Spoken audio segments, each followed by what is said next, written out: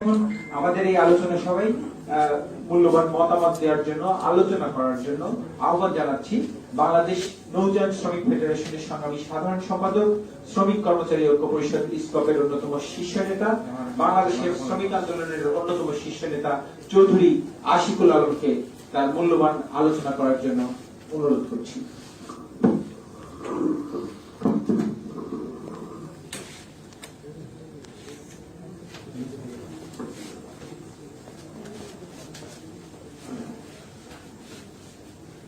Bangladesh tourism and hotel workers and employees ফেডারেশনের উদ্যোগে আজকের এই আলোচনা সভার সম্মানিত সভাপতি, বিজ্ঞ আলোচকবৃন্দ, আজকের এই অনুষ্ঠানে উপস্থিত অংশগ্রহণকারী বৃন্দ, অতিথিবৃন্দ এবং বিভিন্ন চ্যানেল ও মিডিয়ার সাংবাদিক বন্ধুরা, আসলে আজকের আমন্ত্রণের কারণে মনে হলো আমিও তো ট্যুরিজমের সাথে যুক্ত। কারণ আমাদের সুন্দরবন যেহেতু ম্যানগ্রেভ, সুন্দরবন বলেন, কাপ্তাই বলেন বা কক্সবাজার বলেন, এই সমস্ত জায়গায় যে নৌযান গুলো চলে তাদের অনেকেই তো ট্যুরিজমের সাথে যুক্ত। যদি ট্যুরিজম সংগঠন হিসেবে আমাদের সংগঠন নাই, কিন্তু বঞ্চনা আছে। আমরা আন্দোলন করছি, আপনারা জানেন, নৌযান শ্রমিকরা এই করোনার ভিতরে তাদের খাদ্য ভাতা আদায়ের জন্য আন্দোলন করে সফল হয়েছে। সর্বশেষ আন্দোলন করতে হলো লঞ্চ চালানোর জন্য, যাত্রীবাহী নৌযান বন্ধ ছিল সেগুলো চালানোর জন্য। দুইটা অভিজ্ঞতা এসেছে করোনাকালে। যখন প্যানিক সৃষ্টি হয় প্রথমে, তখন পরিবহন জগতের অর্থাৎ আমাদের পণ্য পরিবহনের শ্রমিকরাও প্যানিক হয়ে তারা কাজ বন্ধ করে দিতে চাইছে। আমরা সার্বিক বিবেচনায় পণ্য সঞ্চালন যেহেতু পৃথিবীব্যাপী চলমান, সেই কারণে আমরা শ্রমিকদেরকে উদ্বুদ্ধ করলাম। আবার আমরা যখন যাত্রী পরিবহন বন্ধ থাকার কারণে সহায়তা পেতে চাইলাম, তখন আসলে এই সহায়তা রাষ্ট্রের কাছ থেকে আমাদের কাছে আসলো না।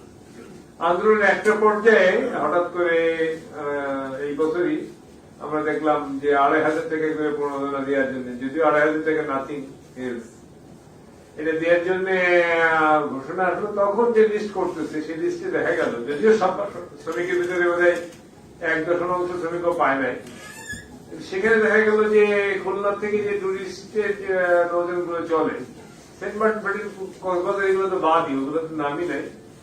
এখানে যেহেতু আমাদের যাতায়াতটা বেশি, এখানে এদের লিস্টে নাম দিচ্ছে না, কারণ তারা বলতেছে যে যাত্রীবাহী নৌযানের জন্য হবে, ট্যুরিজমের নৌযানের জন্য না। ট্যুরিজমে যারা যাত্রা করে তারা যাত্রী না, তারা টুরিস্ট। কতগুলো আসলে মানে কিংবুত কেমাকার অবস্থা বাংলাদেশে, যে সেটাও পরিবহন, সেখানেও যাত্রীরা যাত্রা করে, কিন্তু যেহেতু ট্যুরের জন্য যায়, অর্থাৎ বেড়াইতে যায়, আর এই সিজনটা যেহেতু ডাল সিজন, সেই কারণে এই শ্রমিকরা রাষ্ট্রের কাছ থেকে প্রণোদনা পাবে। এটাই তো যুক্তি, এর কিছু তো যুক্তি নাই। তো আমি সাথে সাথে আসলে আমাকে যেহেতু নৌযান শ্রমিক ফেডারেশনের প্রতিনিধি হিসাবে বলতে বলা হয়েছে, তো এই যে ট্রান্সপোর্ট সেক্টরে আমি দেখছিলাম, আমি জানি কিছুটা, এবং আমি দেখছিলাম আমাদের গুগলে সার্চ করে, আমি ইন্টারন্যাশনাল ট্রান্সপোর্ট ওয়ার্কার ফেডারেশনে যুক্ত, শ্রমিক এখানে নাই। তো পরিবহনের শ্রমিকরাও তো ট্যুরিজমের সাথে যুক্ত, গ্লোবাল মানে বিশ্বব্যাপী যুক্ত, বাংলাদেশেও কম বেশি যুক্ত আছে। আবার আমার বন্ধুদের ট্রাভেল এজেন্সি আছে, তারাও যে এই সময় যে মাইল খেয়ে দিতেছে, সেগুলো আমরা তাদের অফিসে গেলে দেখি বা শুনি। তাহলে এক ধরনের আপনারা যে আয়োজন করছেন এখানে কৃতজ্ঞ, যে আসলে এই সমস্ত সেক্টরের শ্রমিকরা আমাদের মতো টেরিটরিয়ালদের কাছে কিন্তু অন্ধকার। আমি নিজেই যেটা বললাম, আমাদের যেহেতু বিচরণ আছে, কিন্তু এই বিচরণের থাকার পরেও এই যে বিপর্যয়, শিল্পের এই বিপর্যয়, শ্রমিকের বিপর্যয় এবং শিল্পের বিপর্যয়, এই বিপর্যয়ের প্রেক্ষিতে যে বিষয়টাকে ফোকাসে নিয়ে আসা দরকার, এই কাজটা আপনারা সম্পন্ন করছেন। এই কারণে আপনারা একটা মহান উদ্যোগ গ্রহণ করেছেন। বাজেটের কথা বাদ দেন, বাজেট কার নামে দেয় আর কার নামে দেয় না, কিচ্ছু যায় না। অনেক প্রকল্পের টাকা নাকি খরচ করতে পারে, আবার যা খরচ করে তার অর্ধেক কাজে লাগে, অর্ধেকের বেশি কাজেই লাগে, কিন্তু পকেটে ফেরত চলে যায়। বাড়িতে দাম এত, খেতার দাম এত, ল্যাবের দাম এত, চেয়ারের দাম এত, এই করতে করতেই তো বাজেটের প্রকল্পের টাকা শেষ। এই রকম সুযোগ থাকার পরেও প্রকল্পের টাকা যখন ফেরত যায়, আমরা যে আসলে কত অপারগণ্য জায়গায় বাস করতেছি এটা কিন্তু অত্যন্ত পরিষ্কার। ফলে আজকের যে জিনিসটা আসছে আসলে পর্যটন শিল্প অনেক আগের থেকেই কিন্তু বাংলাদেশে গ্লোবালি আন্তর্জাতিক ভাবে এই সামনে আনা হয়েছে যে বাংলাদেশের পর্যটন শিল্প আর বিকাশমান একটা শিল্প। বাংলাদেশের প্রাকৃতিক কারণে এই শিল্পকে আরো প্রসারিত করা যায়। গ্লোবাল অ্যাটেনশন, আন্তর্জাতিক আগ্রহ থাকার পরেও, মনোযোগ থাকার পরেও আসলে আমাদের যে পর্যটন শিল্প এটা ডিসিপ্লিন কোন শিল্প না। এই যে মৌসুমী নামে অ্যাড দেয় যে কয় লাখ টাকা দিলে হোটেলের মালিক হয়ে যাবে কক্সবাজারে, চিত্রনায়িকা যে 3 লাখ না 4 লাখ দিলে পরে মানে ব্যবসার মালিক হয়ে যাবে, সেটা তো পর্যটন নেই। এই জন্য আসলে কতগুলো জিনিস গোলা গেছে, যেরকম হোটেল আছে, পর্যটনের তো হোটেল শিল্প আছে, আবার আমাদের জেনারেল হোটেল রেস্টুরেন্ট আছে। এক এক ধরনের শ্রমিকের কিন্তু এক একটা অবস্থা, রান্না করেই সবাই খাওয়াই দিচ্ছে, কিন্তু আসলে শিল্প রূপের ভিন্নতা আছে। মালিকানা এবং শ্রমিকের সম্পর্কের ক্ষেত্রেও কিন্তু দুই জায়গায় দুই ধরনের অবস্থা। এই হোটেল গুলাতে তো একটা স্যালারি স্ট্রাকচার আছে, মিনিমাম ওয়েজ বোর্ডের মাধ্যমে স্ট্রাকচার তৈরি হয়, সে পাক আর না পাক কিন্তু স্ট্রাকচার হয়। কিন্তু পর্যটন শিল্পে স্যালারি স্ট্রাকচার হওয়ার কোন ব্যবস্থা নেই। এটা যে তার প্রতিষ্ঠান যা দিয়ে পারে সে দিয়ে পারুক, টিপস দিয়ে পারুক, যেভাবে পারে সে চালায়। এটা কিন্তু কোন পলিসি নাই, রাষ্ট্রেরই কোন পলিসি নাই, শ্রম আইনে তো নাই, শ্রম আইনে পর্যটন বলে কোন শব্দই নেই। তো এই জন্য এই যে জায়গাগুলো আসলে আপনারা রাইট টাইম অর্থাৎ সামনে আনছেন, যেহেতু আমরা শ্রম আইন নিয়েও কাজ করছি, শ্রম বিধিমালা নিয়েও কাজ করছি, বিধিতে তো আসবে না আইনে না আসলে। কারণ এইগুলো এই যে এত 40 বলেন, 45 বলেন, 30 বলেন, যে লক্ষ লক্ষ শ্রমিক কাজ করে তাদের আইডেন্টিটি আইনে নাই। শ্রম আদালত তো আরো পরের জিনিস, আইনে যারা আছে তাদেরই আদালতে সুযোগ নাই, তারা আইনে যে নেয় তো আদালতই নেই। এই যে জায়গায় তো এইটা নতুন ভাবে আছেন আমাদের শ্রম আইন প্রণয়নের, আমাদের সুপারিশ রাখবে কিনা আমরা জানি না, তবে আমরা চিৎকার করার মতো সুযোগ আমাদের আছে, কথা বলার মতো সুযোগ আমাদের আছে, টেবিলে আছে, রাস্তায় তো আছে, আপনারা যে আয়োজন করছেন। তো আমি যেটা ব্যক্তিগত ভাবে বিবেচনা করি যে আপনাদের এই যে কর্ম উদ্যোগ, সেই উদ্যোগের সাথে আসলে আমরাও যেহেতু লিঙ্ক, ব্যক্তিগত ভাবে আমি আমার সাংগঠনিক চর্চার ভিতর দিয়েই যেহেতু লিঙ্ক, সেই জন্য আজকে আপনাদের অনুষ্ঠানে আরো বেশি অনুভব করতেছি যে আসলে না, এটা একটা আনঅর্গানাইজড সেক্টর, মানে শিল্প হিসাবে আনঅর্গানাইজড, আর শ্রমিক হিসাবে তো আনঅর্গানাইজড বটেই, ইনফরমাল যাকে বলে অপ্রতিষ্ঠানিক খাত হিসাবে আসে। এই কিন্তু সম্ভাবনাময় জায়গা, এর আর্নিং যেটা হবে সেই আর্নিং এর একটা বড় অংশ হবে যেটা রেমিটেন্স, অর্থাৎ আমাদের দেশের সরকারি কোষাগারে অর্থ যোগান দেবে বিদেশি টাকা। এরকম একটা সুযোগ সম্পন্ন শিল্প এটা। তো এইটাকে আপনারা যেটা বলছেন যে পর্যটনের সাথে বেসামরিক ডিমান্ড যুক্ত, আমি একটা অনুষ্ঠানে গেছিলাম, পর্যটন কর্পোরেশনের একটা এমপ্লয়িজ ইউনিয়ন আছে, পর্যটন কর্পোরেশনের যেহেতু আইন আছে, তাদের সরকারি প্রতিষ্ঠান, তাদের বেতন ভাতা সবকিছুই তো আছে, তার সমস্যা নেই। ওটা সোনারগাঁ বন্ধু এখানে আছে, হ্যাঁ, তো সোনারগাঁ হোটেল তো একটা ইউনিয়ন আছে, সেখানে তাদের রাইটস আছে, তাদেরও মানে অনেক জটিলতা আছে, সংকট আছে, তো কিন্তু তারপরেও তাদের কিছুটা অন্তত সুরক্ষা জায়গা আছে, যেটা আমরা কিন্তু পর্যটনের ভিতরে। আপনারা যে শেয়ারটা পান না বলতেছেন, একই মন্ত্রণালয় হওয়ার কারণে তারা সার্ভিস প্রোভাইডার, কিন্তু তারা যে বাজেট, সেই বাজেটের যে অংশের বরাদ্দ পেলে তারাও ইন্টারভিউ।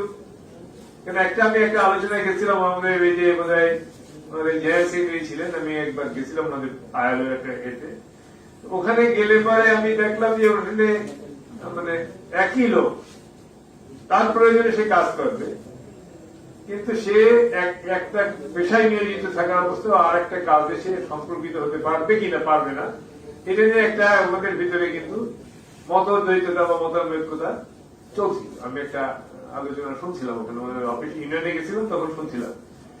সেইটার কারণটা কি, আসলে ওরা চিন্তা করতেছে যে যদি একই কর্মী, ধরেন যে রুটি বানায় সে যদি রুটি ভাজে, এক্সাম্পলের জন্য বলতেছি, ঘটনাটা এরকম না, তাই যদি রুটি বানানোর কাজটা একজন করতেছে, ভাজার কাজটা একজন করে, তো যে রুটি বানাচ্ছে সে যদি রুটিও ভাজে তাহলে তার লাভ হয়তো সে বেশি টাকা পেল, কিছু বাড়তি উপার্জন তার হবে।